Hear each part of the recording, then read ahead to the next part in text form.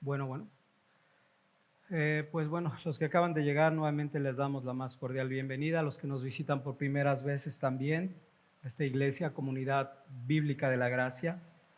Este es el nombre de la iglesia, Comunidad Bíblica de la Gracia, iglesia local. Y creo que me faltó hacer una pequeña acción de gracias nuevamente. Es agradecerle a todos aquellos que directamente pudieron participar en todo el cambio y todo lo que se llevó a cabo físicamente e indirectamente, que apoyaron para que pudiéramos concluir esto. Hay que, dice la Escritura, que ser agradecidos con todos. Con el Señor lo hemos hecho antes del inicio del catecismo, ahora lo hacemos antes de la predicación. Gracias a Dios y gracias a todos los que han estado colaborando continuamente y orando para que esto sea una realidad. Estamos en el capítulo 3 de Primera de Timoteo y esto es muy interesante, providencialmente hablando. No recuerdo si esta iglesia, llevamos 6 años, una iglesia relativamente joven en el Señor. Hemos querido siempre acatar las instrucciones que el Señor nos da a lo largo de las Escrituras. Y esto lo digo porque a 6 años, una de nuestras oraciones constantes que ha sido en nuestra reunión corporativa de oración es que el Señor levante ancianos, que el Señor levante diáconos, que el Señor levante obreros enviados. Y ver en la providencia de Dios que vamos a iniciar en este capítulo 3, al menos el día de hoy, la introducción, creo que es algo muy importante. No solamente anhelamos seguir como vamos, no, anhelamos seguir siendo transformados también como iglesia de acuerdo al modelo que Dios tiene revelado en las Escrituras. Así que los pasajes que hoy vamos a leer del capítulo 3, versículo 1 al 7,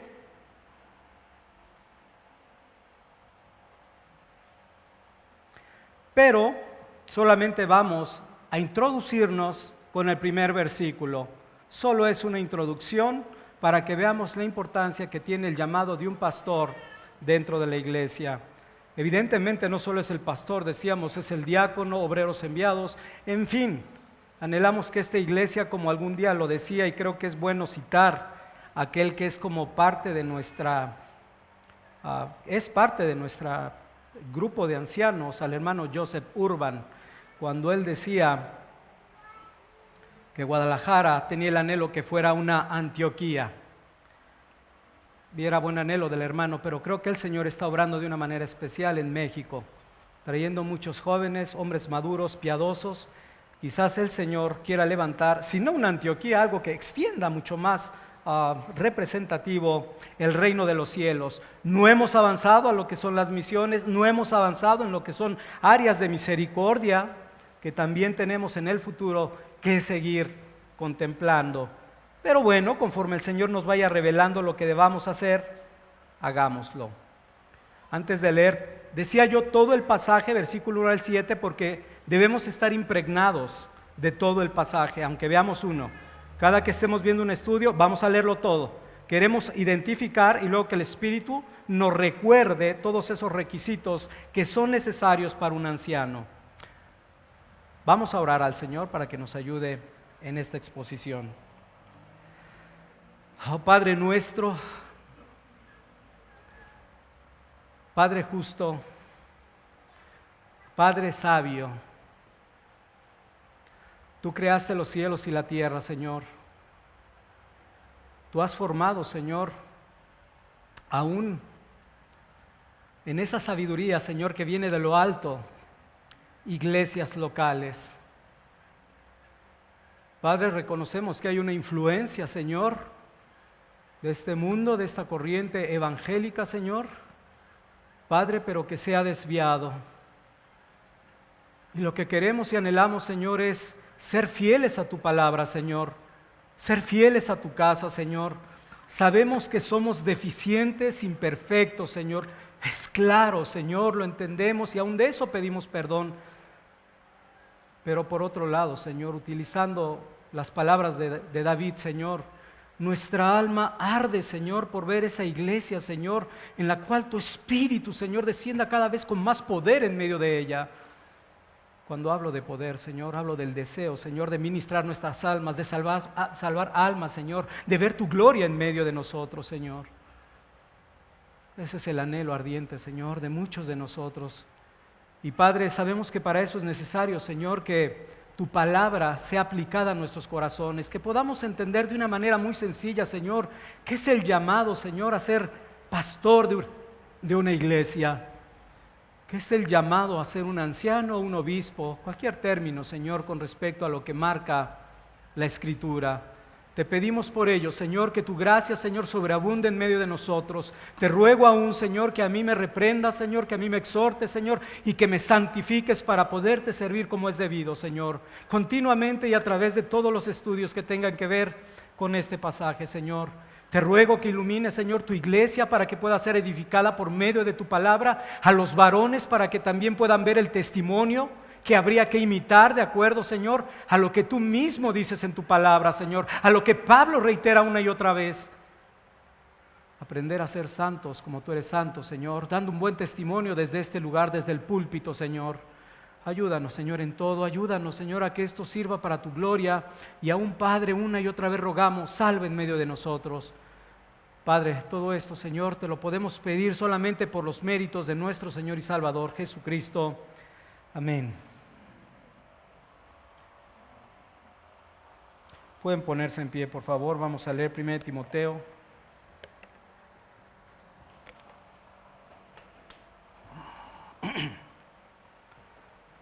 Capítulo 3, versículo 1 al 7. Palabra fiel. Si alguno anhela obispado, buena obra desea. Pero es necesario que el obispo sea irreprensible, marido de una sola mujer, sobrio, prudente, decoroso, hospedador, apto para enseñar, no dado al vino, no pendenciero, no codicioso de ganancias deshonestas, sino amable, apacible, no avaro, que gobierne bien su casa, que tenga a sus hijos en sujeción con toda honestidad. Pues el que no sabe gobernar su propia casa, ¿cómo cuidará de la iglesia de Dios? No un neófito, no sea que envaneciéndose caiga en la condenación del diablo.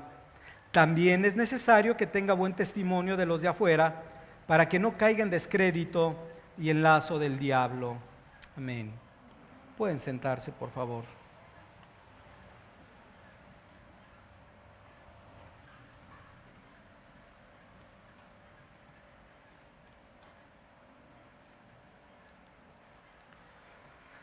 Una de las iglesias más firmes que el apóstol Pablo había fundado y, como lo habíamos comentado, pastoreado, fue la iglesia de Éfeso, antes de su partida de Asia Menor, en Éfeso, y antes de su partida en Asia Menor. Recordamos que Pablo tuvo una reunión con los ancianos de Éfeso en la plaza de Mileto. Ahí vemos que Pablo les advierte a los ancianos de esta iglesia local que estuvieran en guardia contra los lobos rapaces que se infiltrarían en ella. Esta advertencia profética se cumplió aproximadamente 5 o 6 años después. La iglesia había caído en manos de estos falsos maestros y, tal como Pablo lo dijo, la herejía surgió dentro de la iglesia. En Hechos 20:30 vino esta advertencia cuando él dijo: y de vosotros mismos se levantarán hombres que hablen cosas perversas para arrastrar tras de sí a los discípulos. Entonces, Pablo y Timoteo, al visitar esta iglesia, después de ese primer encarcelamiento, se dieron cuenta de que estos falsos maestros estaban envenenando la iglesia por medio de herejías destructoras, torcidas y herejes.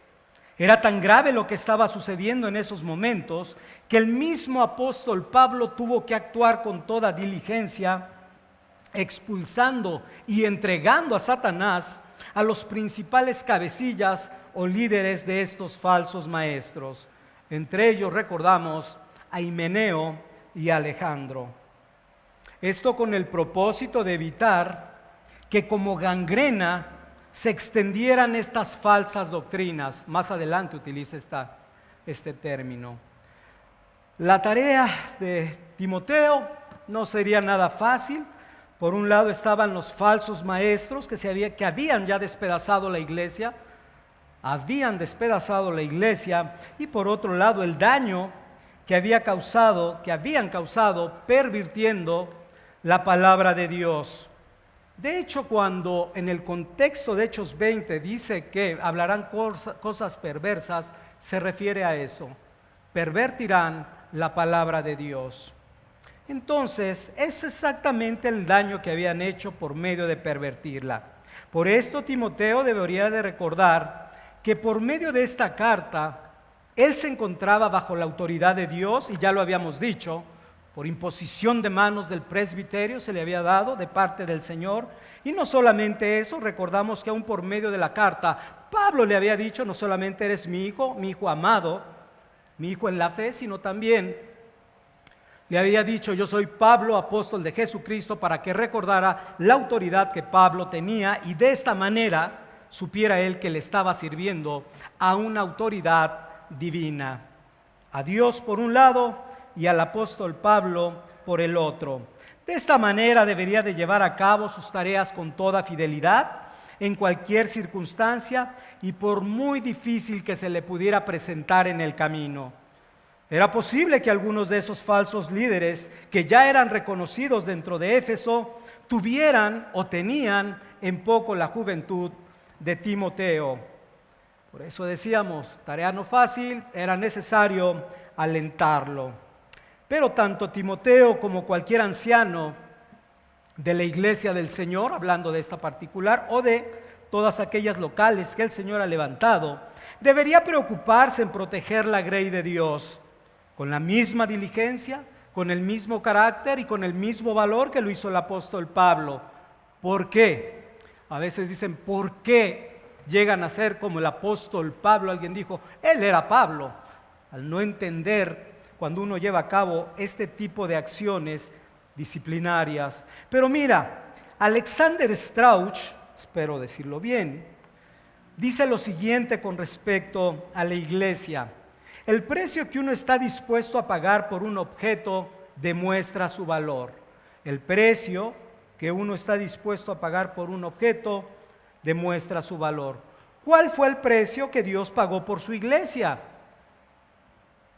El precio fue incalculable. Fue su Hijo unigénito.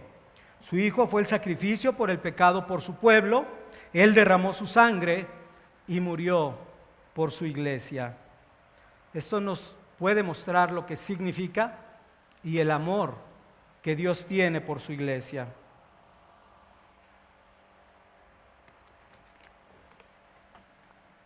Sin duda, muchos aspectos dentro de la vida de la iglesia ya se habían corrompido. Era necesario ya establecer un orden dentro de la congregación cristiana, precisamente porque es la casa de Dios, el instrumento que Dios ha elegido para proclamar con fidelidad y a todos los hombres el evangelio de la verdad del evangelio. Considera lo siguiente: para que un hogar, una casa, funcione bien, se necesita que cada uno de los integrantes haga lo que le corresponda: una conducta responsable, aplicar una disciplina necesaria y, por supuesto, bañarla con amor. Por el contrario, una mala administración arruina a todos y cada uno de los miembros de una familia, de un hogar. Ahora, si esto es una realidad en un hogar, cuanto más importante es guardar estos aspectos dentro de la casa de Dios, para que por medio de un buen testimonio, esta generación perversa y maligna pueda llegar a la luz del evangelio. Para que la administración y el gobierno de esta iglesia funcione, Dios constituyó pastores calificados y piadosos, como lo recordamos en Efesios capítulo 4, versículo 11. Él mismo constituyó a algunos apóstoles, a otros profetas, a otros evangelistas y a otros pastores y maestros. Esto hay que llevarlo en el corazón continuamente. Dios mismo lleva a cabo primeramente esa obra. Pero si los ancianos de la casa de Dios se desvían de la sana doctrina o tienen una conducta pecaminosa, provocaría la misma crisis espiritual que sucedió en la iglesia de Éfeso. La misma crisis espiritual tarde que temprano nos alcanzaría. Conscientes entonces de la misión de la iglesia como columna y baluarte de la verdad, es necesario proteger y proclamar el evangelio.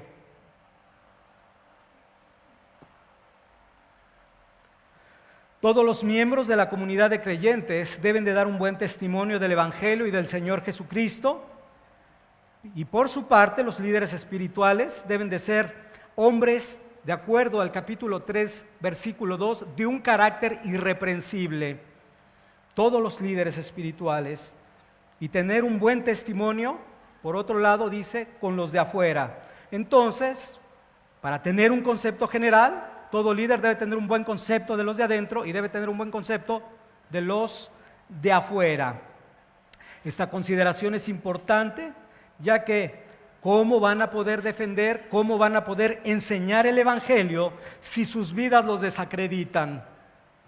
Es por ello que es necesario que en el gobierno de la casa de Dios, que es columna y baluarte de la verdad, sea constituida de ancianos que sean testigos fieles de la verdad del evangelio.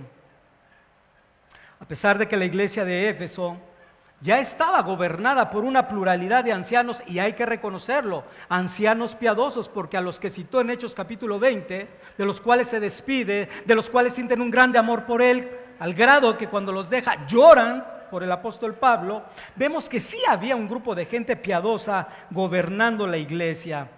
Pero no obstante, muy poco tiempo después empezó a haber problemas en el liderazgo. Muy probablemente empezaron a levantarse hombres no cualificados que llegaron a ser ancianos en el tiempo que Pablo ya se había ido de la iglesia. Algunos de los ancianos, de estos ancianos, se habían convertido en maestros, en falsos maestros.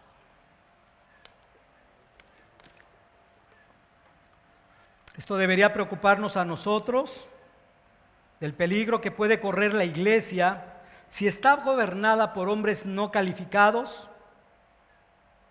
Experimentaríamos las mismas dificultades que Timoteo para tener que taparle la boca y enfrentarlos y dedicarles mucho tiempo a ellos.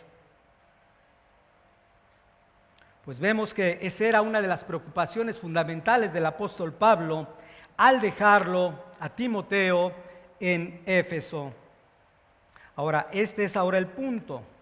Para proteger la sana doctrina, el orden dentro del culto de adoración, como lo vimos en el capítulo 2, versículo 1 al 15, e inclusive la conducta piadosa dentro de la iglesia, fue necesario que el Señor estableciera requisitos morales y espirituales para todos y cada uno de los que anhelaban ser pastores. Pablo sabe la importancia que tiene el liderazgo piadoso dentro de la iglesia, ya que la vida, la santidad, el testimonio, la reputación y todo lo que tenga que ver con la iglesia será reflejo de lo que son los pastores. Y este es un punto muy importante. Será el reflejo de lo que son los pastores. Podemos observar a lo largo de todo el Nuevo Testamento cómo la enseñanza del liderazgo es muy relevante en las diferentes enseñanzas. Este principio que trae Pablo en la mente no es algo nuevo. No es que Pablo diga, voy a desarrollar algo que pudiera funcionar para corregir estas deficiencias con respecto al liderazgo. Hemos dicho, y no nos cansaremos de decirlo, Pablo está impregnado de toda la Escritura. Él traía en mente seguramente el texto de Oseas, y será el pueblo como es el sacerdote. Esa era una preocupación muy real.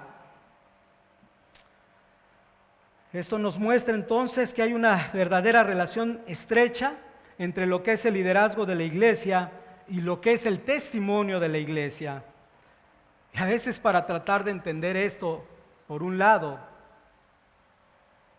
carga y Y pesa en mi corazón cuando uno tiene que inclusive citar testimonios de hombres santos y que han dado un gran testimonio a lo largo de la historia. El predicador McCheyne dijo con respecto a esta necesidad tan importante: la más grande necesidad de mi pueblo es mi propia santidad personal. Palabras que por supuesto simbran el corazón de cualquier hombre de Dios. El Señor Jesús lo expresó así en el Evangelio de Lucas, Lucas 6:40. El discípulo no es superior a su maestro, mas todo el que fuere perfeccionado será como su maestro. Aquí nos deja ver entonces la necesidad que tenemos de seguir el ejemplo de alguien, la necesidad de tener que imitar la piedad de algunos hombres, la necesidad de ver vidas piadosas reales en todo el comportamiento de estos hombres. Cristo fue el primero que estuvo dispuesto que por la gracia de Dios, que estuvo operando continuamente en su vida, fue ese primer modelo que hemos tenido. Pero el apóstol Pablo también tenía esa mentalidad cuando les dice a los de Corintios en el capítulo 11, versículo 1, sed imitadores de mí, así como yo de Cristo. Esto nos va llevando a entender por qué es importante que podamos tener en un futuro no uno, sino muchos, un gobierno plural de gente piadosa, gente que supla y que testifique la santidad del Señor a través de toda su vida. Ahora, Pablo no solamente le dice a los corintios, Pablo también lo hace con los filipenses, diciéndoles: las cosas que has visto en mí y oído en mí, esto haced. Entonces vemos que sí es algo que continuamente Pablo exhorta para todos aquellos que desean ser líderes dentro de una iglesia. Ahora, esto sería como un pequeño antecedente para poder introducir el capítulo 3, versículo 1, donde vamos a iniciar a hablar de esa introducción general del llamamiento. Llamado al ministerio, primera de Timoteo 3:1 dice Pablo: palabra fiel, si alguno anhela obispado, buena obra desea. Palabra fiel, sabemos que la dice un total de 5 veces en las epístolas pastorales, pero esta es la segunda vez que Pablo menciona, si tú recuerdas, esta frase, o también podríamos llamarle proverbio digno de confianza, algo simplemente que no es discutible, es una verdad. Cuando oigas palabra fiel, es una verdad, así es, no tengo que demostrar nada. Palabra fiel. La primera vez que lo utilizó el apóstol Pablo, y nos va a poder enseñar qué tan importante es esta frase ahora nuevamente, la utilizó con respecto a su conversión, cuando él dijo: palabra fiel y digna de ser recibida por todos, que Cristo Jesús vino al mundo para salvar a los pecadores, de los cuales yo soy el primero. Oh, es una verdad total. Cristo vino a salvar a los pecadores. Después, ahora dice, palabra fiel. Sigue de las palabras, si alguno anhela obispado. ¿Te das cuenta la importancia que ve? Ciertamente Cristo vino a morir por los pecadores y ciertamente es muy importante el que haya un anhelo o un deseo de obispado. O sea, no es cualquier cosa la que está diciendo el apóstol Pablo. Es una verdad fundamental también. Aquí podemos entonces aclarar algo. Cuando hablamos obispo, anciano, pastor, nos estamos refiriendo al mismo oficio. Son términos que nos hablan de diferentes facetas o labores que ejerce aquel que es llamado al ministerio. Y tratamos de desglosar un poquito para tratar de identificar cómo son esas facetas que lleva a cabo un pastor. Por ejemplo, el término pastor habla primeramente de un cuidado y de la constante alimentación de la palabra de Dios que le tiene que dar a la iglesia, que es el rebaño del Señor. El nombre de anciano no se refiere básicamente a la edad, a un hombre grande de edad, sino más bien es una palabra que comunica sabiduría o experiencia, o también podría ser madurez espiritual. La palabra que se usa en este versículo particularmente, si te das cuenta, es obispo. Obispo literalmente se traduciría como sobreveedor, sobreveedor. Dicho más sencillo, un supervisor, alguien que puede ver desde arriba lo que está sucediendo y puede en un momento dado, al tener esa óptica global de las cosas que están sucediendo, poder en un momento dado guiar y dirigir dentro de la iglesia. Cuando a veces las personas se acercan para preguntar de algún asunto con respecto a la iglesia, es porque evidentemente el contexto es mucho más amplio, el que puede tener un obispo dentro de la iglesia, usando el término, que cualquier otra persona que solamente tiene su alrededor. Y ese es un área muy importante que a veces no se alcanza a apreciar desde esa área. Todo, digamos, la macro visión de la iglesia. La semana pasada nosotros pudimos ver que el apóstol Pablo ordenó a las mujeres que no enseñen en el culto público de adoración, pero ahora está aprovechando para hablarnos acerca del oficio de los obispos. Primero, para que podamos ver la razón por la cual él no permitió que las mujeres enseñaran, y para que pudiéramos entender cuál es la responsabilidad y la carga que representa este llamado.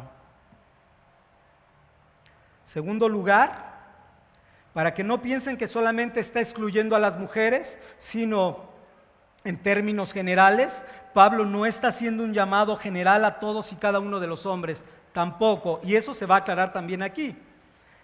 Y en tercer lugar, para que Timoteo y nosotros podamos tener clara la importancia, y yo diría otra palabra más efectiva, la trascendencia de elegir correctamente obispos, ancianos o pastores dentro de cada iglesia.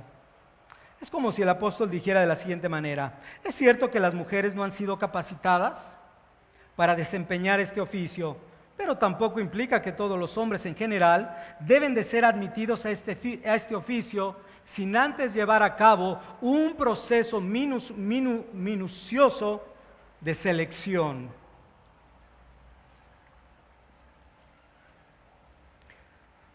Palabra fiel es esta. Y dice Pablo: si alguno anhela obispado. Tenemos que decir primeramente, y esto es algo importante, que el anhelo, el deseo en sí mismo no es pecaminoso. Pero vamos a ver algunos aspectos que debemos ser muy cuidadosos. Algunos pastores, de hecho yo he escuchado a algunos de ellos, y comentaristas, consideran esta frase que puede conducir a un deseo pecaminoso para ejercer este oficio, diciendo algunos que es incorrecto que alguien levante la mano a fin de tomar posesión de esta noble tarea. Y por supuesto, una actitud pecaminosa debe de ser por todos condenada. El oficio debe de buscar al hombre y no el hombre debe de estar atrás del oficio. Por lo tanto, podemos concluir que el apóstol Pablo en ningún momento elogiaría un esfuerzo pecaminoso. Más bien, el elogio de Pablo, el elogio que el apóstol Pablo está haciendo aquí cuando dice palabra fiel, si alguno anhela obispado, Pablo está elogiando más bien al ministerio, no tanto el esfuerzo de la persona. Pablo elogia el ministerio, no el esfuerzo de la persona, lo cual en el contexto en el cual está hablando el apóstol Pablo sí es muy válido. Y ahorita viene entonces que tenga sentido las palabras de Pablo, y esto es para que empecemos a considerar. En aquel tiempo donde Pablo está escribiendo este pasaje, este libro, recordemos en qué contexto lo está llevando a cabo.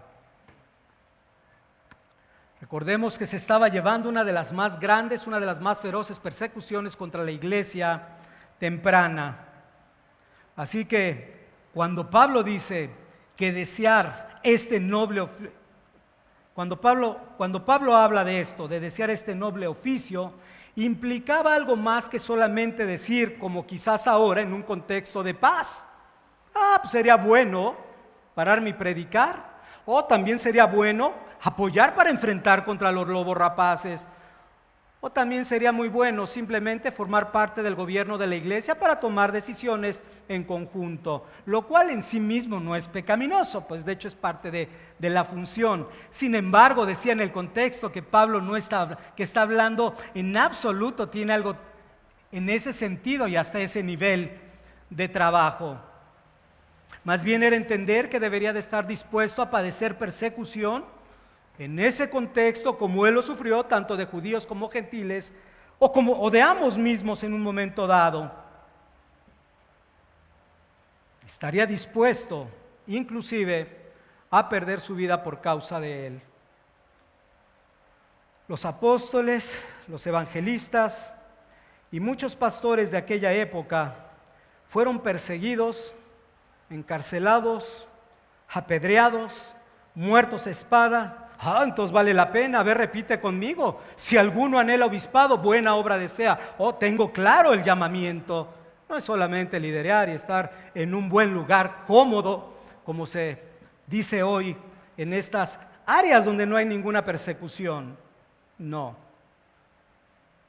Mismo Pablo, prisionero de Cristo Jesús, así se refiere en varias de sus epístolas, pero lo dice con un orgullo, con un entendimiento claro. No solamente se describe a sí mismo como un prisionero, finalmente Pablo fue uno de los mártires por causa del Señor, murió decapitado. De hecho, para que entendamos esta palabra, si alguno anhela obispado, suena muy bien, ¿sí o no? Y muy sencillo hoy en día, que pareciera no pasa nada. Pero el mismo Timoteo, después de muchos años, él fue también apaleado por una turba idólatra, donde se dice que unos cuantos días después finalmente él murió. Así que si entendemos el contexto en el cual Pablo lo está hablando, dices, creo que entonces debo de reconsiderar. Y sí tenemos que reconsiderar, porque no sabemos en qué momento venga la persecución sobre la iglesia. Si viene o no viene, eso no está en nosotros. Estará la gracia de Dios obrando en nosotros, y no vamos a ser más que Pedro diciendo, mi vida daré por ti, sino clamando la gracia, venga para mí, para poder salir adelante. Pero es con una mentalidad de que podemos en cualquier momento dado ser expuestos a esta clase de persecuciones, como todos los santos de la historia. Todo cristiano, sin duda alguna, también es blanco de los dardos de fuego del maligno. Pero mucho más lo serán los líderes, mucho más lo serán los líderes. Alguna vez lo compartió el hermano Aarón, alguien no lo entendió lo que quiso decir él, porque los comentarios que me hizo dije, no entendiste lo que quiso decir el hermano. ¿Por qué es importante tirar a la cabeza o a las cabezas dentro de un movimiento? El diablo, recordemos que el diablo tiene sabiduría para hacer el mal. El diablo sabe claramente que si hiere la cabeza, dañará el cuerpo. Es un principio bíblico. El Señor mismo hizo una advertencia a sus discípulos diciendo, Mateo 26, la segunda parte, dice, heriré al pastor y las ovejas del rebaño serán dispersadas. Hirieron al Señor Jesucristo y todos salieron corriendo, temblando, etc. Hoy te pregunto, ¿anhelas verdaderamente el obispado? Y debes meditarlo perfectamente bien. No solo eso, sino que eran hombres dispuestos, ya dijimos, a ser perseguidos y a sufrir toda clase de padecimientos, a ser objeto del mismo centro de los dardos de fuego de Satanás. Pero también, que era un aspecto muy importante cuando habla de obra, es un aspecto muy importante, están dispuestos a negarse a sí mismo en beneficio de esta noble obra. Va a estar deseoso, y fíjate, pareciera absurdo, pero es una realidad. Va a estar deseoso de dar su tiempo, gastar sus energías, y aún va a estar dispuesto a sacrificar su descanso físico y su seguridad por llevar a cabo esta excelente tarea, apacentar la iglesia de Dios. ¿Por qué es importante? Porque el Señor la ganó con su propia sangre. El que anhela obispado, buena obra desea. ¿Te das cuenta que es mucho más que una bonita frase? Y cuando alguien dice, bueno, sí me gustaría porque pareciera que es esto, es mucho más que lo que te imaginas. Pablo continúa diciendo que es una buena obra. El ministerio no solamente es una buena obra, la palabra que utiliza aquí el apóstol Pablo significa excelente o una obra muy virtuosa. Es el llamamiento más digno y glorioso, como se ha reconocido a lo largo de la historia por los más apreciados santos que el Señor ha levantado. Solamente por citar algunos de ellos, primero, el reformador escocés del siglo XIV, John Wycliffe. John Wycliffe escribió: el servicio más alto que los hombres puedan jamás alcanzar en la tierra, es predicar la palabra de Dios. El Señor Jesucristo mismo enfatizó esta tarea dentro de su ministerio, la predicación. Él mismo dijo continuamente a sus discípulos, pues para esto he venido. Lo mismo que los apóstoles. ¿Por qué había tanto afecto del Señor Jesús por los apóstoles? Por lo mismo que ellos llevaban la palabra de Dios, el evangelio, a todas las personas. Ahora, incidentalmente, hablando de John Wycliffe, este hombre piadoso también sufrió una severa persecución por parte de la iglesia romana. Finalmente este hombre falleció, pero el concilio de Constanza, que era un concilio católico, finalmente declaró culpable a Wycliffe, y una vez muerto en el año 1414, se ordenó la quema de sus libros y también la quema de sus huesos. Fue exhumado y derramaron toda su furor y su amargura contra este hombre de Dios.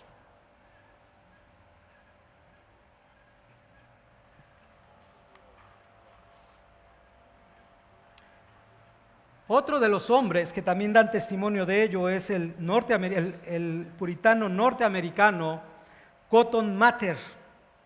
Concuerda con ellos, dice: el oficio del ministerio cristiano es el más honorable e importante que cualquier hombre en cualquier parte del mundo pueda tener. El gran propósito del oficio de un predicador cristiano es restaurar el trono de Dios y el dominio de Dios en las almas de los hombres y atraer a las almas de los hombres al estado de eterna amistad con Dios. No podemos dejar de citar las palabras del hermano Charles Spurgeon. Si hay algo que nos puede motivar para ello, es Charles Spurgeon, quien dijo alguna vez: no hay nada más honorable para un hombre que el oficio de diácono o ministro. Nosotros engrandecemos nuestro oficio, pero no nos engrandecemos a nosotros mismos, dice Spurgeon. Sostenemos que no hay nada que dignifique más a un hombre que el ser nombrado para un oficio de una iglesia cristiana. Continúa: yo prefiero ser diácono de una iglesia que ser alcalde de la ciudad de Londres. Yo considero que ser ministro de Cristo es un honor infinitamente elevado que cualquier honor que el mundo pueda otorgar. Mi púlpito es para mí más deseable que un trono, y mi congregación es como un imperio lo suficientemente grande, un imperio ante el cual los imperios de esta tierra se reducen a nada en cuanto a la importancia eterna. Sin duda alguna, nosotros podemos unir también nuestras voces con todos y cada uno de estos hombres diciendo que la obra de salvación de las almas y gobernar la iglesia de Dios, la iglesia que el Señor ha comprado con su propia sangre, es el llamamiento más elevado y glorioso por el cual vale la pena no solamente anhelarlo, sacrificar nuestras propias vidas, sacrificar nuestras propias metas, sacrificar nuestros propios deseos carnales. concluimos que no es cualquier cosa de obra a la que se está refiriendo el apóstol Pablo, pero además de no ser cualquier obra, es una obra, de acuerdo al término que también utiliza en la frase, muy fatigosa. Por eso, de alguna manera, en Primera de Timoteo, capítulo 5, versículo 17, él dice: los ancianos que gobiernan bien sean tenidos por dignos de doble honor, mayormente los que trabajan. Esta palabra, pues, trabajan en predicar y enseñar. La palabra trabajan se puede traducir también como fatiga o como algo muy arduo. Todo el tiempo que se tiene que invertir para el ministerio. Entonces vemos que no es cualquier cosa ser representante del Hijo de Dios y desempeñar un oficio de tal magnitud cuyo objetivo es levantar y extender el reino de Dios, procurar la salvación de las almas perdidas y, por supuesto, gobernar la iglesia de Dios, que es la herencia de Él. Vamos a comentar ahora algunos peligros con respecto a un liderazgo no llamado.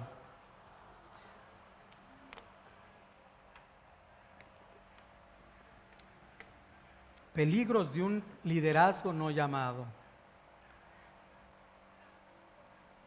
Por lo anterior, nadie deberá estar en esta obra por su propio deseo, pero vamos a tratar de ir aclarando el término.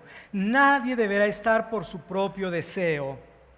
John Newton, alguien que amamos y respetamos, aquel que hizo el himno Sublime Gracia, dijo: nadie sino aquel que hizo al mundo puede hacer un ministro del Evangelio. Nadie sino solamente Dios. Ilustra esta verdad con el siguiente ejemplo, dice él: si un joven tiene capacidad, tiene cultura, tiene conocimiento,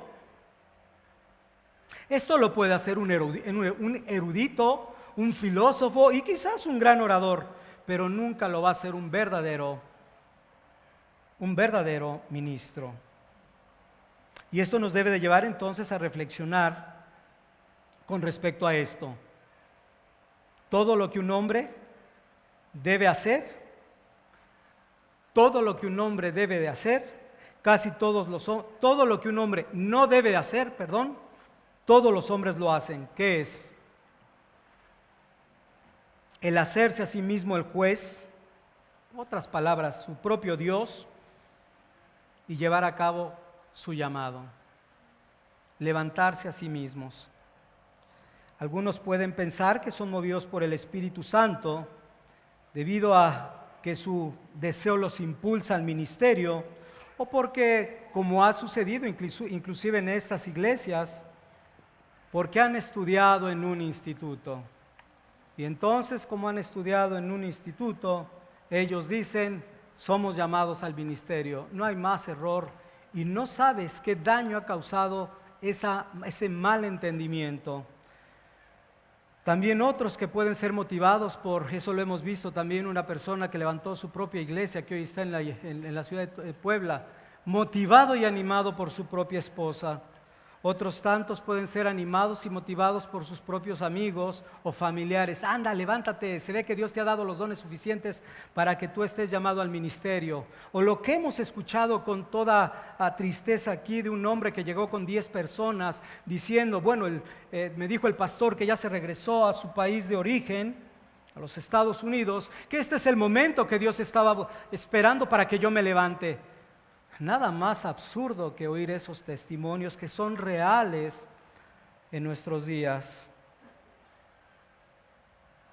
Debemos de ser muy cuidadosos con respecto a no tener a nadie que no haya sido llamado. Y esto nos puede traer también a la mente que todos nos podemos ciertamente equivocar, pero para eso están las Escrituras que nos exhortan, como la de Primera de Samuel 16, 6, 7, donde vemos a un Samuel con todo el anhelo y el deseo de levantar a Eliab. ¿Por qué Eliab? Porque tenía pinta de rey, tenía las características necesarias para suplir a Saúl, hijo de Cis, todas las características. Primera de Samuel capítulo 16, versículo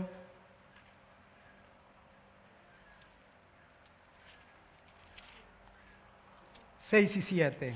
Primera de Samuel 6 y 7. Dice: y aconteció que cuando ellos vieron, él vio a Eliab y dijo: de cierto delante de Jehová estás ungido.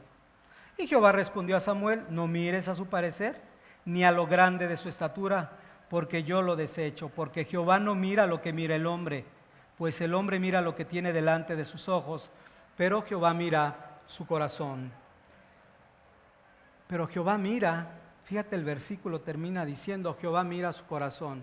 Y recordamos que la voluntad de Dios no fue levantar a Eliab, sino levantar a David, y eso lo vemos también en el capítulo 13, versículo 14, donde dice que levanta a David, varón conforme a mi corazón. Después de ser eliminado Saúl del reinado de Israel, dice, por medio de Samuel: mas ahora tu reino, le dice a Saúl, primera Samuel 13, 14, mas ahora tu reino no será duradero. Jehová se ha buscado un varón conforme a su corazón, al cual Jehová ha designado para que sea príncipe sobre su pueblo, por cuanto tú no has guardado lo que Jehová te mandó. El Señor es el que llama a sus siervos. Y este tipo de llamados que vemos ahora, por ejemplo, este varón conforme al corazón de Dios, que se reitera en el libro de los Hechos, este término que se le aplica a David. ¿Sabes por qué le dice que era un varón conforme a su corazón? Porque era alguien que hablo de su vida ordinaria antes de cometer esos pecados tan fuertes, pero en términos generales la vida de David se caracterizó ¿por qué? Por someterse y obedecer la voluntad de Dios. Muy sencillo, someterse y obedecer la voluntad de Dios. Era obediente a Dios. Varón conforme a mi corazón hará todo cuanto yo le mande, dice el Señor. Y ese es el corazón que debemos de esperar de cada uno de los ancianos, hombres sometidos verdaderamente a la palabra del Señor. Pero recordemos también que no solamente fue levantado David, pero lo voy a dejar un poquito adelante. Antes estaba encontrando lo siguiente. Veíamos entonces, Samuel se confundió, un hombre lleno de gracia y lleno del Espíritu Santo. Recordamos que el Señor por un lado también levantó a Jeremías, y Jeremías no solamente fue levantado para reprender al pueblo de Israel, sino también fue levantado para reprender a aquellos profetas falsos. Si tú recuerdas, en el capítulo 23, versículo 32, el Señor utiliza a Jeremías para poder reprenderlos de una manera muy seria, y esto también nos puede arrojar luz con respecto a esto. Dice el Señor, Jeremías 23, 32 en la segunda parte: y yo no los envié ni les mandé, y ningún provecho hicieron a este pueblo, dice Jehová. Una de las cosas que vemos en este versículo es que la reprensión particular que estaba haciendo el Señor con respecto a ellos es que ellos estaban predicando sin haber sido enviados por el Señor. Ellos no tenían no habían sido enviados por Dios mismo, como lo vemos a lo largo de la Escritura en muchos de sus santos. Por lo tanto, fue necesario confrontarlos como lo hizo Jeremías. Ahora, con respecto a esto, es triste, pero también en medio de nosotros hemos podido observar personas que creen haber sido enviadas por el Señor, y el Señor ni siquiera los ha enviado. Él no los ha enviado a predicar el Evangelio. Y es tan triste cuando ves cómo se aferran a algo cuando nadie los ha llamado al ministerio ni a predicar su palabra. ¿Cuál es el resultado de todo esto? Lo vamos a ver ahora. Ya hemos entonces tratado de identificar lo que debemos de ser cuidadosos como iglesia. No ver lo que nuestros ojos tienen por delante, sino buscar verdaderamente aquel varón en el que el Señor ponga su corazón. Un corazón conforme el del Señor, conforme el del corazón de Dios, para que nosotros podamos identificarlo. Si no es así, debemos de ser muy cuidadosos. Cuando veas que alguien se quiere levantar a sí mismo, es a lo que nos referimos. Tener mucho cuidado con ese tipo de personas que terminan en la mayoría de las veces siendo lobos rapaces en medio de la grey de Dios. Ahora, La reprensión en el Antiguo Testamento con respecto a los falsos profetas, los falsos maestros, era muy seria, y ya lo vemos, reprensiones del Señor directas hacia ellos. Pero tan delicado fue en el Antiguo Testamento como es delicado en el Nuevo Testamento, cuando alguien no es enviado, cuando alguien no es levantado por el Señor. Hoy en día, la mayoría de los que están aquí, digo la mayoría porque algunos tuvieron la gracia de venir de un contexto que no es evangélico, vienen de un contexto quizás católico, ateo o algo similar, pero no evangélico. Pero la mayoría de ustedes ha estado en diferentes grupos evangélicos que se caracteriza por un liderazgo falso, la mayoría de los que hoy están aquí. Y por consecuencia vemos que la mayoría de esas iglesias simplemente son un fracaso. ¿Por qué es un fracaso? Ya decíamos, hay una estrecha relación entre la santidad y la piedad de un ministro y la santidad y la piedad de la iglesia. Si vemos que los resultados que hay en una iglesia son malos, son nefastos, es decir, hay un estado espiritual malo, hay otra palabra que se me fue, decayendo, destruido, es por causa de un falso liderazgo. Y eso es lo que tú puedes apreciar en la mayoría de las iglesias que tienen corte evangélico. Hombres que no han sido llamados por Dios y que más bien fueron llamados por sí mismos o por algún otro, o como algunos mismos se han autolevantado, que también son testigos ustedes, diciendo, no había otro, tuve que levantarme yo para que este grupo no se dividiera. Solito se engaña, buen consejo del diablo de este hombre, falso totalmente. Ahora, ¿por qué es importante que podamos entender esto? ¿Cómo vemos que Dios no los llamó? Solamente observa lo siguiente, vienen normalmente cada semana o cada cierto tiempo personas que van saliendo de grupos que tienen falsos líderes, falsos maestros, y te vienen diciendo preocupaciones al respecto y aún el anhelo de regresar y predicarles por si se arrepienten, en una actitud linda pero muy ingenua. Ahora, ¿cómo puedo redarguir? Y ahí es donde vamos a entrar a tratar de identificar por qué o cómo identifico a estos falsos maestros. Primeramente, puedes ver en ellos que no pueden llevar a nadie a la salvación. ¿Sabes por qué? ¿Cómo puede llevar a alguien a la salvación si ni siquiera es salvo? Para empezar, ¿cómo puedes llevar a alguien a la cruz de Cristo si el Espíritu de Dios no le ha mostrado lo valioso que es la persona y la obra del Señor Jesucristo? Por eso no enfatizan nunca en la cruz. Y hablan de todo, pueden hablar de 1000 historias bíblicas, pero no enfatizan en la gloria de la cruz. Y ese es un punto importante. No conocen a Cristo. Algunos otros, después de hablar ligeramente del arrepentimiento y la fe en Cristo, inmediatamente guardan a Cristo en el baúl y siguen hablando sus propias enseñanzas. Diría yo, su propio Talmud, como lo hicieron los israelitas en su tiempo. ¿Cómo pueden decir que Cristo libera del pecado si ellos mismos son esclavos del pecado? ¿Cómo pueden disciplinar el pecado si su conciencia está manchada? ¿Cómo pueden disciplinar si no hay discernimiento para aplicar la Escritura? ¿Cómo pueden exhortar a ser santos, a la santidad, si viven en conformidad al mundo? ¿Cómo pueden exhortar a ser santos como Él es santo si no conocen la santidad de Dios? ¿Cómo pueden amar si el amor de Dios no ha sido derramado en sus corazones? ¿Cómo pueden entender la gracia si no la han experimentado? ¿Cómo pueden decir a alguien confía si todos ellos son unos incrédulos en términos reales? Esto es el gran riesgo y peligro de aquellos que no son llamados al ministerio.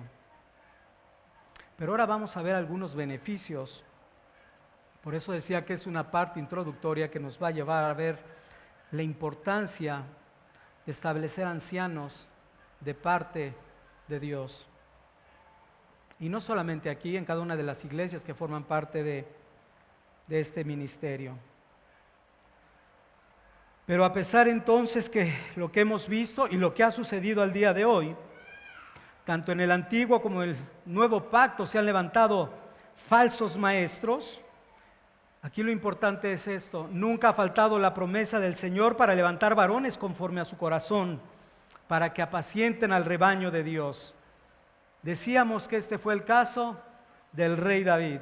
David finalmente fue levantado. Ahora, David tardaron 13 años para que fuera puesto como rey de Israel. Pero sabes, quiero comentarte algunos aspectos interesantes con respecto a este noble llamado. Yo decía, nunca ha faltado la promesa de parte de Dios para apacentar su grey. Cuando pareciera que todo es un caos, como los tiempos que vivimos hoy en día, donde la mayoría de las iglesias, no digo todas, porque el Señor es fiel para tener esos remanentes santos en algunos lugares. Hablo de la mayoría, el porcentaje mayoritario. Pero vemos que el Señor, en medio de toda crisis espiritual, siempre toma a alguien para hacer conforme al propósito que Él ha determinado. Fíjate, un texto para mí maravilloso en un tiempo de, la verdad, de gran lucha en mi vida espiritual, pensando que no había verdaderos cristianos, al menos los que yo estaba conociendo. Veía que de donde yo salía pareciera que la mayoría no habían entendido la obra de Cristo, que había sí cierto conocimiento, mucho legalismo, cierta religiosidad, pero yo veía que no había una gracia salvífica en la mayoría de los que yo empezaba a observar. Ahora no veía ese fruto. Pero en medio de esa crisis, el Señor me permitió entender este pasaje. Solamente voy a tomar algunos versículos de Ezequiel capítulo 34, Ezequiel versículo 34, donde dice, para que veamos la fidelidad de Dios en medio de la peor crisis. Dice 34, es todo el capítulo, pero vámonos al versículo 4. No fortalecisteis las débiles, ni curasteis la enferma, no vendasteis la perniquebrada, ni volvisteis al redil la descarriada, ni buscasteis la perdida, sino que os habéis enseñoreado de ellos con dureza y con violencia, y andan errantes por falta de pastor, son presa de todas las fieras del campo y se han dispersado. Y te das cuenta a lo largo de todo el pasaje que hubo un total caos en medio del rebaño de Dios en esos tiempos. Continúas leyendo y viene a lo largo de todo el capítulo las promesas donde Dios mismo iría y buscaría a aquellos que son de su rebaño. Y cuando yo vi esto, y cuando vi el cumplimiento de esto, cuando conocí por primera vez al hermano Joseph Urban, vi la fidelidad de Dios cumpliendo sus promesas. Pero más adelante, particularmente en el versículo 23, dice: y levantaré sobre ellas a un pastor, y él las apacentará a mi siervo David. Él apacentará, y él les será por pastor. ¿Te das cuenta la fidelidad de Dios en medio de la peor crisis espiritual que estaba viviendo Israel? El Señor fue fiel a su palabra. Ahora, estamos en una crisis espiritual, pero en medio de toda esta confusión, el Señor nos ha dejado, primera de Timoteo, capítulo 3, versículo 1 al 7. En medio de esta confusión, el Señor nos ha dejado Tito, capítulo 1, los primeros versículos, para decir que el Señor es fiel para levantar este tipo de liderazgo. Él lo va a levantar, Él lo dijo, Él lo prometió, y Él lo hace y Él lo seguirá haciendo. Ahora, cuando el llamado es evidente de parte de Dios, ¿qué crees que va a suceder? No lo que hemos dicho de la crisis en las diferentes iglesias. Cuando el llamado es evidente, entonces la promesa de Dios es segura. ¿Qué quiero decir con esto? Por ejemplo, tomando del Antiguo Testamento, recordando en Éxodo capítulo 3, si quieres acompañarme, Éxodo capítulo 3, versículo 10 al 12, vamos a ver el llamado de Moisés y luego vamos a recordar que su promesa fue segura porque cumplió conforme al propósito de Dios. Éxodo 3, 10 dice: ven por tanto ahora y te enviaré a Faraón, te enviaré, llamado de Dios, para que saques de Egipto a mi pueblo, los hijos de Israel. Entonces Moisés respondió a Dios: ¿quién soy yo para que vaya Faraón y saque de Egipto a los hijos de Israel? Y él respondió: ve, porque yo estaré contigo. Podemos dejar ahí, pero ve esta palabra: ve, porque yo estaré contigo. ¿Te suena algo más? Después de la muerte de Moisés, rápidamente trayendo a tu mente, el Señor levanta a Josué, llamándolo él directamente desde los cielos, y diciéndole: no temas ni desmayes, porque yo estaré contigo donde quiera que tú vayas. Solamente, ¿qué le dijo? No se apartará de tu boca este libro de la ley, en él meditarás de día y de noche. Un varón conforme a su corazón. Eso es lo que estamos viendo ahora. Decíamos, cuando el llamamiento es evidente, viene de Dios, la promesa es segura. El Señor lo mandó a sacar al pueblo de Egipto. ¿Qué sucedió después? Capítulos más adelante vemos que efectivamente todo Israel sale por mano de Moisés. Pero lo más glorioso es ver en Génesis, no recuerdo si es Génesis 15, creo que sí, no recuerdo. Pero cuando el Señor le había prometido precisamente a Abraham que después de 450 años, que su pueblo sería esclavo, saldría de ahí. Promesa, llamamiento, promesa cumplida. ¿Te das cuenta? Cuando el Señor está involucrado en su pueblo, que es su iglesia, ¿qué va a suceder? Las cosas van a ser prosperadas de acuerdo a su voluntad. 430 años después salieron por mano de Moisés. Al igual que aquel llamado, entonces podemos ver que ha sido la voluntad de Dios. Ha llevado sus propósitos eternos mediante líderes piadosos a lo largo de la historia de la redención. Y no debemos de perder de vista, todo tiene un orden correcto dentro de la historia de la redención del Señor. No solamente fueron levantados ellos, recordemos, el Señor desde el principio, y esto lo podemos ver inclusive desde Génesis capítulo 12, cuando levanta a Abraham, cuando lo saca de Ur de los Caldeos. Cuando Abraham tiene que abandonar todas las cosas para ir al lugar que Dios le había dado, la tierra que le daría a su pueblo, Canaán. Dios lo levantó, Dios le dio una promesa y la promesa fue cumplida. Y así en cada uno de los santos del Antiguo Testamento podríamos meditar un poco con respecto a Moisés. Decíamos de él, por mano de Moisés, pero recordemos que tuvo un llamamiento en la zarza ardiente en el desierto cuando el Señor lo llamó para su servicio. Cada uno de los santos que han sido llamados a lo largo de la historia. Y no solamente ellos, después recordamos que después vemos en las Escrituras cómo Dios había hablado por medio de los profetas para llamar a Israel al arrepentimiento. Utilizó a Elías, utilizó a Jeremías, utilizó a Isaías, a Elías, Jeremías, Isaías, a Eliseo, etc. Pero me llamó la atención, como yo te decía, que Dios verdaderamente hace el llamado en cada uno de ellos. Y podemos recordar a un mismo Isaías cuando fue llamado por eso Dios, que es santo, santo, santo, en Isaías 6, pero yo quisiera recordar el llamado ahora de Eliseo. ¿Cómo fue que el Señor llamó a Eliseo en Primera de Reyes capítulo 19? Reyes capítulo 19, versículo 16.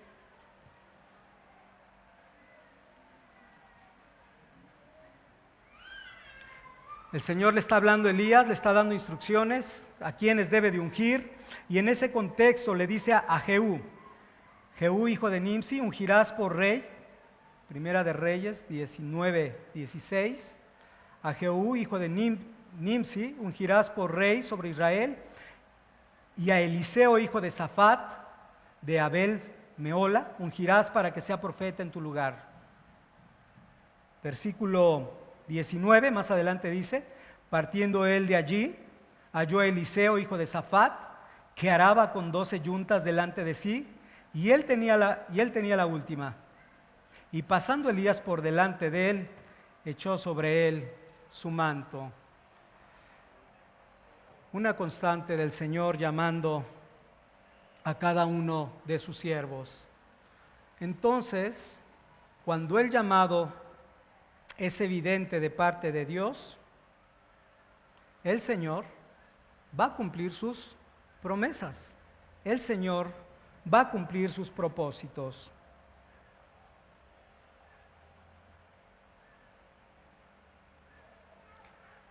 Ahora, en el Antiguo Testamento veíamos que Dios levantó estos líderes llamándolos Él directamente.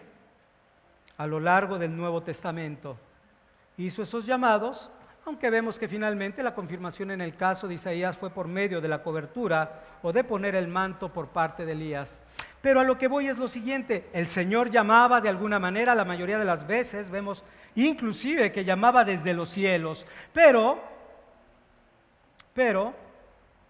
en el Nuevo Testamento el Señor continúa siendo fiel, continúa levantando varones para apacentar su grey, pero ahora lo hace de la siguiente manera. Primeramente, Dios hace el llamamiento interno, el llamamiento del Espíritu Santo en el corazón, el llamamiento que proviene de Dios, y en segundo lugar, como lo recordamos en el libro de los Hechos, capítulo 6, es confirmado por la iglesia, pero es confirmado de la iglesia al observar los diferentes requisitos que nos muestra Primera de Timoteo capítulo 3, versículo 2 en adelante. Al observar eso, la iglesia confirma que es la voluntad de Dios levantar a este otro anciano. Entonces, cuando es evidente el llamado de Dios, es reconocida por la iglesia. Y esto es importante, no calificando al ministro, más bien acreditándolo como alguien que Dios ha llamado, no calificándolo, acreditándolo como alguien que Dios ha llamado.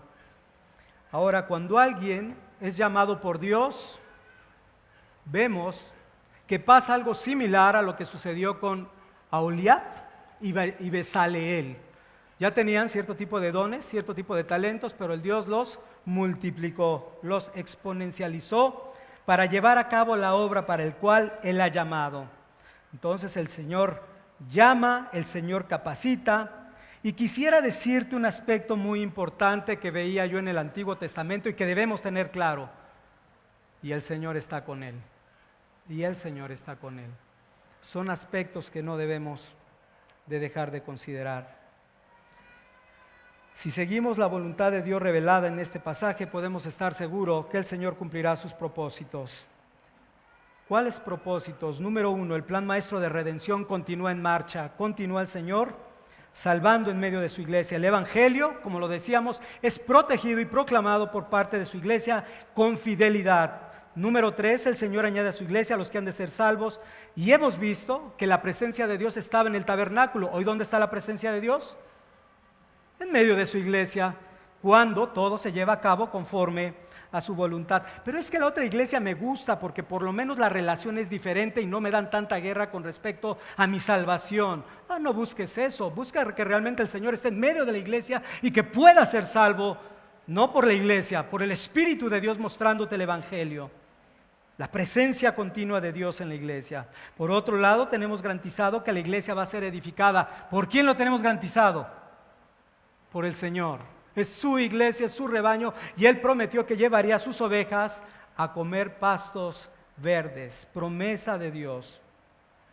Efesios 4:12 dice esto: la iglesia del Señor es confrontada, es exhortada y consolada. Mientras se viva lo que se predica, se puede confrontar con una mente limpia, con una conciencia limpia, con respecto al pecado. Se puede exhortar de algo que la iglesia no se está haciendo. O también, de acuerdo a el alimento que el Señor da, puede ser consolada la iglesia. Para mí, el que el hermano Aarón hable acerca de Hechos capítulo 2 debe de ser para mí algo sumamente consolador. El entender la comunión y el amor entre aquellos verdaderos cristianos, ver la manera en que se amaban y participaban de los alimentos, de las oraciones y todo lo que ha venido explicando, para mí es algo de mucha consolación. Y nosotros no debemos de perder la brújula, que es lo que deseamos para esta iglesia. Se administrarán también, conforme a la voluntad de Dios, correctamente los sacramentos, el bautismo y la Santa Cena. Se aplicará la disciplina bíblica, guardando la santidad de los miembros y también de la iglesia, buscando sobre todas las cosas el honor de Dios. Se guarda el principio regulador, la manera en que debemos adorar a nuestro Dios, que es nuestro Salvador. La oveja enferma y la perniquebrada van a ser atendidas. Se protege a la iglesia de los lobos rapaces y el reino de los cielos se sigue extendiendo.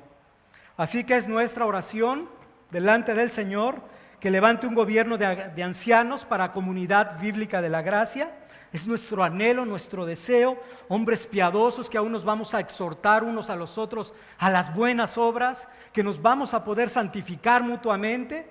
Es algo necesario, hemos dicho, no somos perfectos, tenemos que ser santificados nosotros mismos. Así que va a ser necesario para este anhelo que tenemos tener presente los diferentes aspectos que el apóstol Pablo nos da en este pasaje, capítulo 3, 1 Timoteo, versículo 2 al 7. Sería bueno que los estés estudiando para que cuando estemos hablando de cada una de estas particularidades, cada día te brille más en tu corazón. Pasamos a la Santa Cena.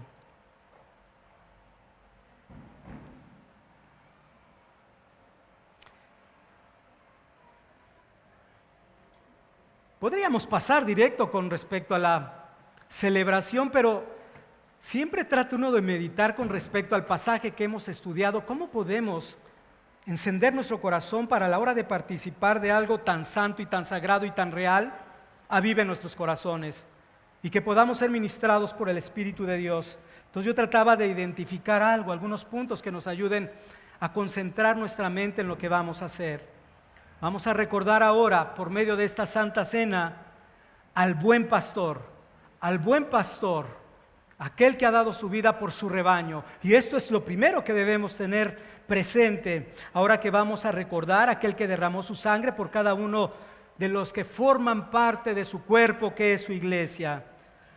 Aquel que nos buscó, aquel que nos rescató de esos falsos maestros. Y mira que aquí te decía, si no es el 100, es el 70% más las personas que vienen de esos lugares.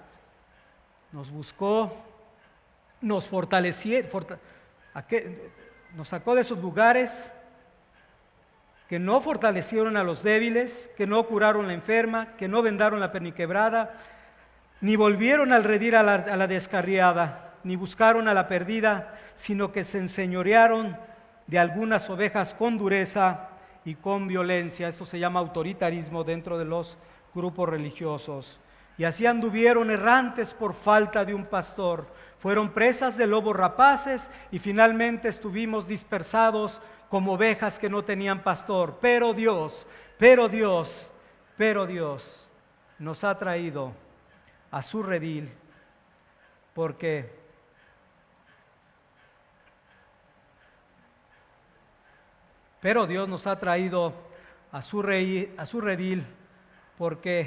Él es el pastor de las ovejas.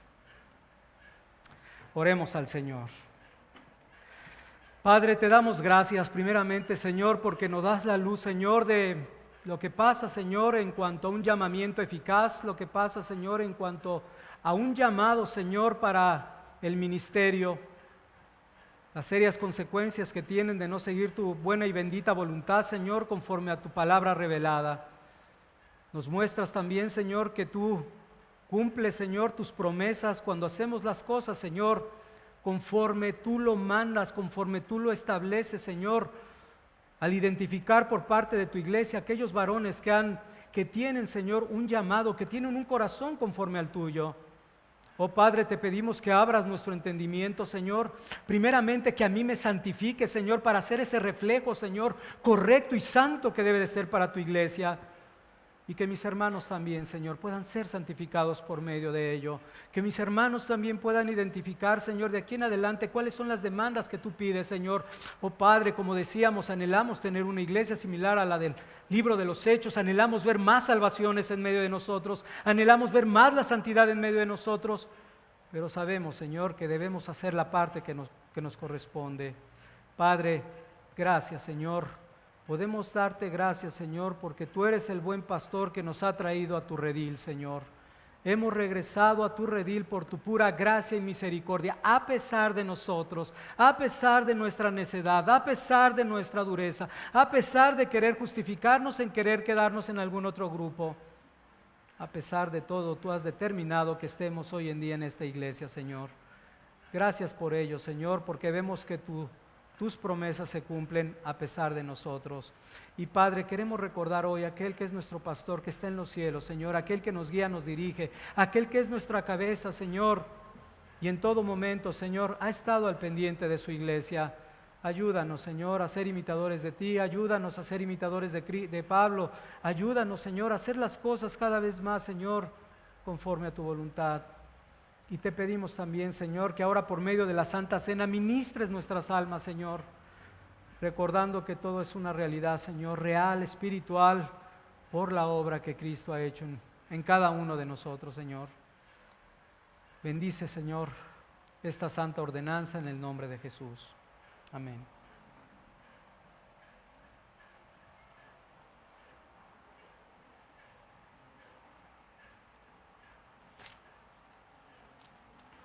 Primera de Corintios capítulo 11 versículo 23 dice así la palabra del Señor. Porque yo recibí del Señor lo que también os he enseñado, que el Señor Jesús la noche que fue entregado, tomó el pan. Vamos a tomarlo.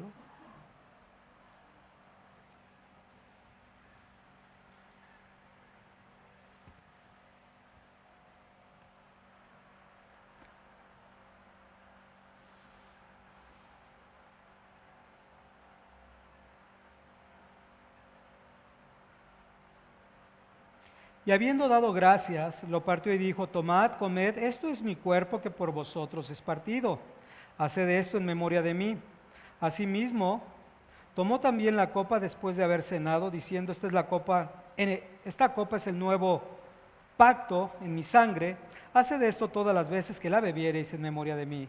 Así pues, todas las veces que comiereis este pan y bebiereis esta copa, la muerte del Señor anunciáis hasta que Él venga.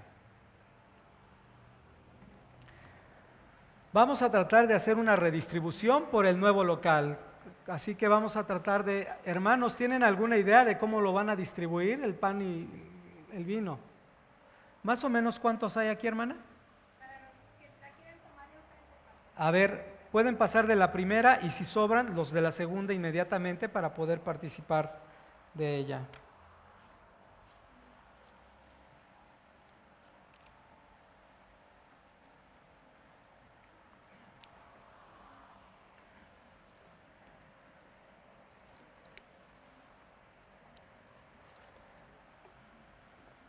Segunda fila también puede pasar de este lado. Pueden pasar, hermano.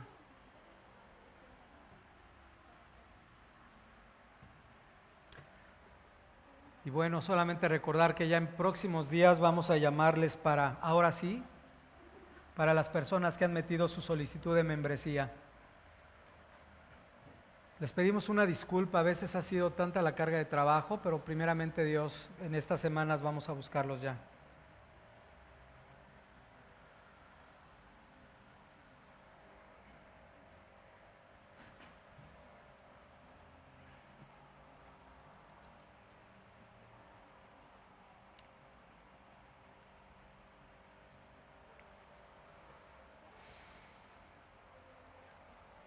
Hermanos, mientras todos tienen su porción,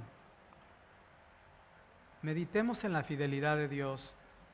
Lo que estás observando es un milagro de Dios. El que ahora estemos unidos como un cuerpo es del Señor. Pero todo esto fue logrado por medio de Cristo. Así que aprovecha el tiempo para meditar y profundizar en esa obra que nos ha unido por medio de su sangre.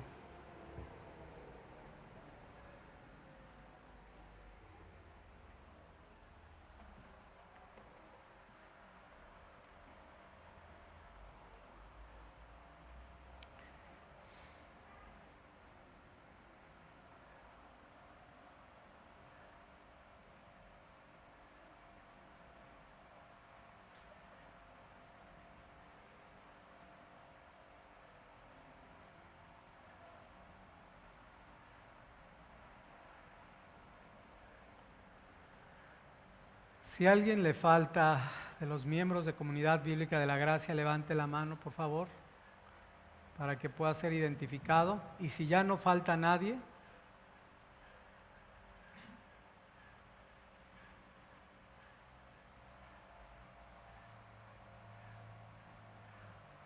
pues con acción de gracias, hermanos, participemos de ella como un solo cuerpo. Comamos y bebamos.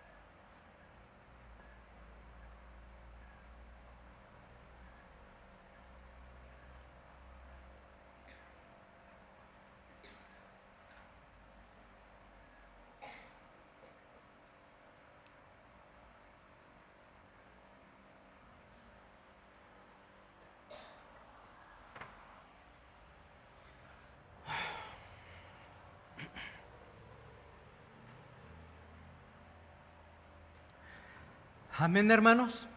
Amén. Quinto y último canto.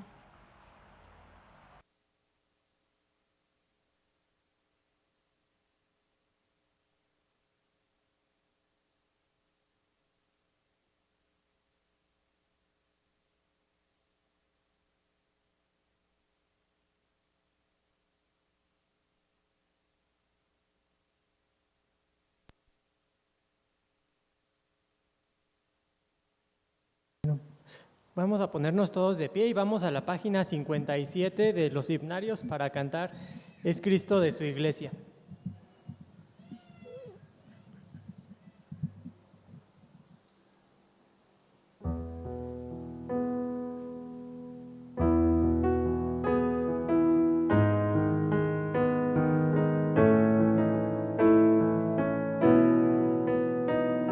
Es Cristo de su iglesia, el fundamento fiel, por fe.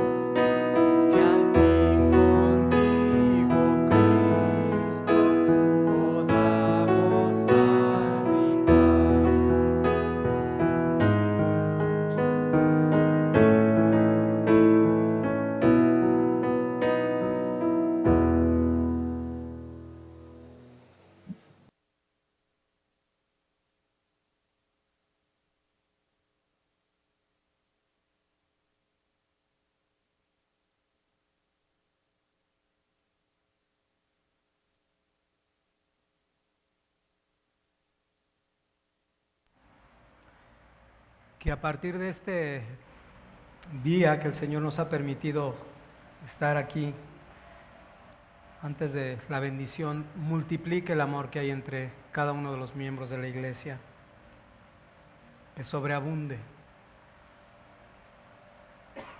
la bendición del Señor. El Señor encamine sus corazones al amor de Dios y a la paciencia de Cristo. Amén. Hemos terminado.